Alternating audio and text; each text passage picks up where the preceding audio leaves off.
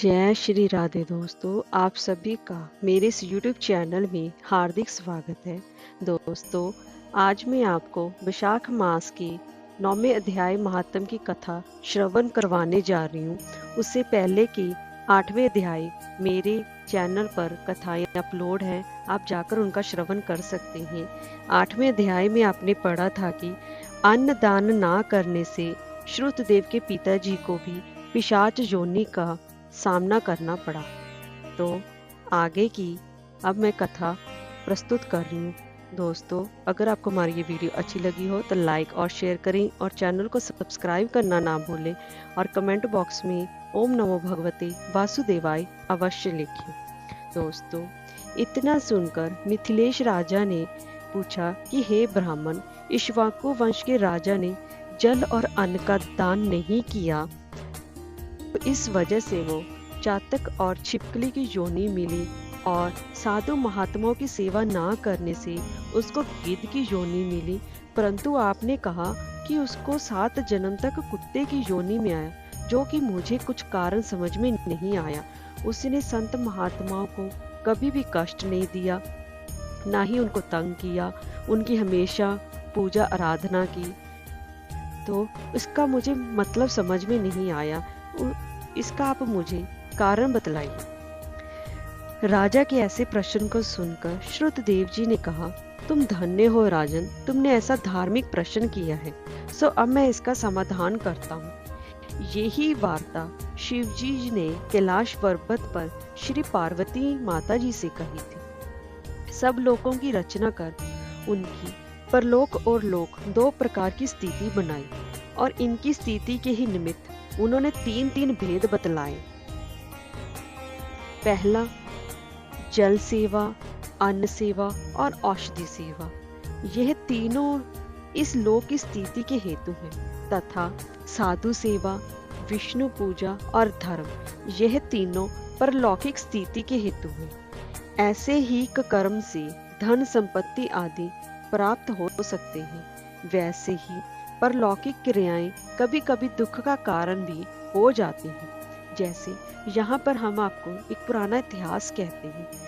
दोस्तों, एक समय दक्ष प्रजापति महादेव जी को यज्ञ में बुलाने के लिए कैलाश में गए। तब उनको आए देखकर श्री महादेव जी खड़े नहीं हुए, क्योंकि शिव जी ने सोचा मैं तो सनातन हूँ और ये सब देवता यज्ञ का भाग लेने के लिए सेवक के समान है। इसलिए स्वामी का सेवक के आने पर, पति का पत्नी के आने पर, गुरु का शिष्य के आने पर उठना आवश्यक नहीं है। यही सब शास्त्रों का मत है। जिसमें बल, दान, तप और शांति अधिक रहती है, वही गुरु है।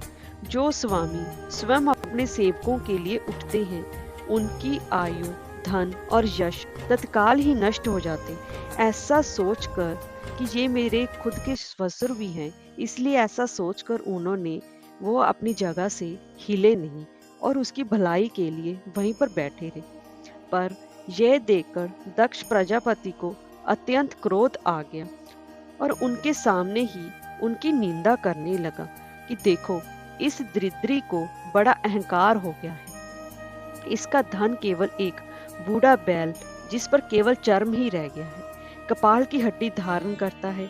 ये पाखंडी है, अहंकारी है, महा अपवित्र है, किसी का शुभ कार्य नहीं करता। दरिद्रता के मारे शीत से दुखित हाथी, ये चर्म को ओढ़ने वाला शमशान जो इसका घर है, सर्पों का यह भूषण पहनता है। न इसमें धीरज है, ना ही इसमें ज्ञान है। भस्मासुर से डर के मारे ये दूर भाग गया। भूत प्रेतादि इसके अंग संग रहते, इसके कुल का भी कुछ पता नहीं। दुरात्मा नारद ने वृथा ही इसकी बड़ाई की, जिसे मैंने अपनी इसी कन्या का, सती का विवाह इसके साथ कर दिया। इसको अपने घर में सुख से निवास करावे, ऐसा भी नहीं हो सकता। जैसे कुमार का घड़ा चंडाल के घर में पहुंचने से किसी काम का नहीं रहता, वैसे ही मेरी कन्या का मुझसे अब कोई भी रिश्ता या प्रयोजन नहीं है। इस प्रकार दक्ष प्रजापति शंकर और सती माता को यज्ञ का निमंत्रण दिए बिना ही और उनको उल्टा सीधा कुछ बोलकर चला गया और यज्ञ स्थान में ऋत्विक और मुनियों के साथ लेकर विधि पूर्वक यज्ञ करने लगा। इस यज्ञ में ब्रह्मा और विष्णु नहीं आए, परंतु सिद्ध, चारण, गंधर्व, यक्ष, राक्षस, किन्नर सब देवता यज्ञ में उपस्थित हुए। सती को यह लालसा उत्पन्न हुई कि किसी प्रकार मैं भी ये यज्ञ देखूं और अपने संबंधियों से मिलूं। महादेव जी के भी रोकने पर वह सती माता ना रुकी और जाने का निश्चय किया। शिवजी ने कहा कि हे भद्रे, दक्ष सदैव सभा में बैठकर मेरी निंदा करता है, वह तुमसे सहन ना हो सकेगी और तुम अवश्य अपना शरीर त्याग दोगे। अंततः तुम अपने पिता के घर मत जाओ, इसमें कल्याण नहीं है। इस प्रकार समझाने पर भी सती माता ना मानी और चुपचाप चल दी। तब पीछे जाकर नंदी ने उनको अपनी पीठ पर बिठा लिया और कितने ही भूत प्रेत आदि उनके साथ जाने लगे। जब वह महल में पहुंची तो किसी ने भी उनके साथ कोई भी बातचीत नहीं की और ना ही उनका आदर सम्मान किया, तथा तब वह शिवजी की बात याद करके वह यज्ञशाला में गई। वहां पर सभा के लोग सती से कुछ भी न बोले। सती माता चुपचाप वहां पर खड़ी रही और रुद्र की आहुति तक पिता की अपनी चेष्टा देखती रही। जब दक्ष ने रुद्र देव की आहुति नहीं दी तो सती माता ने क्रोध युक्त होकर कहा, जो बड़ों का अपमान करते हैं उनका कल्याण नहीं होता। तुमने सारे जगत के रचयिता भगवान शिव को आहुति नहीं दी। जहाँ जितने ऋषि मुनि महात्मा एकत्रित हुए हैं, इन्होंने भी तुमको सद्बुद्धि नहीं दी। ऐसा प्रतीत होता है कि विधाता भी तुम्हारे साथ इनके भी प्रतिकूल है।